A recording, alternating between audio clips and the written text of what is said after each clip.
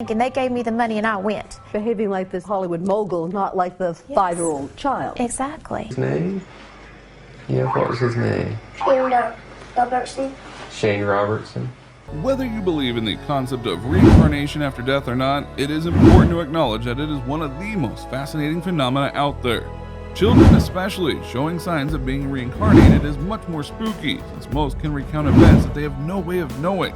So whether you're a believer or not, here's a list of 10 mysterious kids who remember their past lives. Number 10. Shanti Devi. One of the most confounding cases of child reincarnation to date is one of Shanti Devi. As a 4-year-old child, Shanti would make up ramblings about her husband and son, and her parents would dismiss it as such as just a child rambling. In a small locality at Delhi on December 11, 1926, a family was blessed with a daughter, whom they named Shanti Devi. Shanti would talk about her husband in Mathura and how he opened a clothing shop. Over time, the ramblings got more and more detailed, and her parents had to acknowledge that there was something more at play here.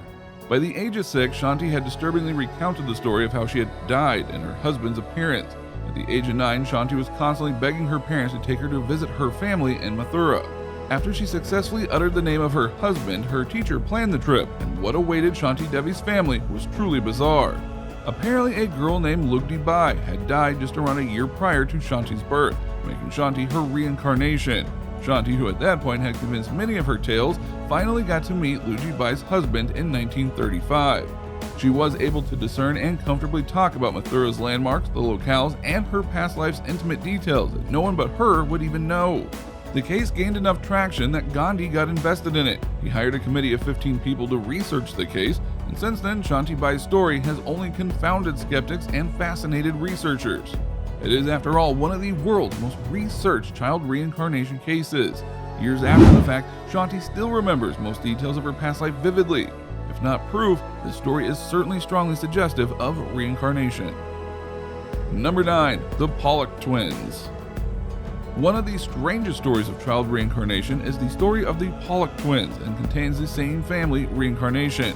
Before having the twins, Jillian and Jennifer, their parents had 2 daughters who had both died in a car crash a year before. Jacqueline and Joanna were not twins, but they did pass in the same crash. Throughout their lives, Jennifer and Jillian often referred to themselves as their dead sisters and demanded for their old toys. Sometimes their mother would catch one of them consoling the other about dying in a car crash, and they claimed to have attended their sister's old school even though they never had. However, their memories faded when they turned 5. Number 8. Ryan. Ryan from the Midwest at the age of 4, after having terrible nightmares, told his mother that he thought he used to be someone else. More specifically, someone in the Hollywood industry who remembered detailed meetings with the likes of Rita Hayworth, and the street that he lived on had the word rock in it. After a bit of research, Ryan's mom Cindy hired a psychologist for help. He found out that a man named Marty Martin actually existed and worked as an extra during multiple film productions, and much of what Ryan said about him was true. Number 7. James Linder. Only 2 years old when he started to talk about past life, James Linder is like most other children on this list. He specifically remembered being a man called Lieutenant James McCready Houston. He went on to claim that he had been a World War II fighter pilot from Uniontown, Pennsylvania, who had been killed in Iwo Jima more than 50 years before. This, of course, combined with his freakily good knowledge of aviation and nightmares, convinced his parents to dig deeper. James's parents began to study the subject, and to their astonishment, they realized that something very extraordinary was happening. James's father, in his research, found that a man named James Hudson did truly exist, and his plane had indeed been hit by Japanese fire and was struck in the engine. This was on March 3, 1945. After listening to James's story, Hudson's sister Ann Barron, who was now 87 years old, was tracked down. She stated that after listening to little James's story, she totally believed him. He knows too many things for some reason. He knows what happened. Number 6. Chennai Chumalaiwong. Born in central Thailand in the year 1967, the story of Chennai was similar to others on this list, except for one difference. Chennai was born with 2 birthmarks on his body, a circular one at the back of his head and an irregular-shaped birthmark on his temple. At the age of 3, Chennai could talk about his other family lives persistently. He claimed he had been a school teacher named Buakai, and that he had been shot and killed while on the way to school. That he was a married man with 2 children and lived at a place called Kaupira. At the same age, his grandmother took him to visit this place he called him, and they found his old house. There they learned that Buakai Lanak, a teacher, was murdered 5 years before Chennai was born. And here's the fascinating part. The scars on Chennai's temple and the back of his head matched up almost perfectly with Buakai's gunshot entry and exit wounds. The second time Chennai went to visit Bao's parents' home, he was given a few tests, like picking up Bao's belongings for mothers and making him name his daughters. He would assert that both his daughters call him father and refuse to talk to them unless they did. While Bao Kai's official autopsy wasn't available, multiple testimonies along with possessing knowledge only Bao could have known made Chennai's case a very likely story of reincarnation.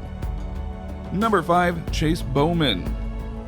Unlike most stories here, Bowman's does not begin with a child talking about their past life. In fact, his story was revealed via a hypnotherapy session. Apparently Chase, who had always been afraid of loud noises, tended to get rashes on his wrist often and had terrible night terrors, and saying he was a black man in his past life. Not only that, he was apparently a black soldier in the American Civil War who died after being shot in the wrist.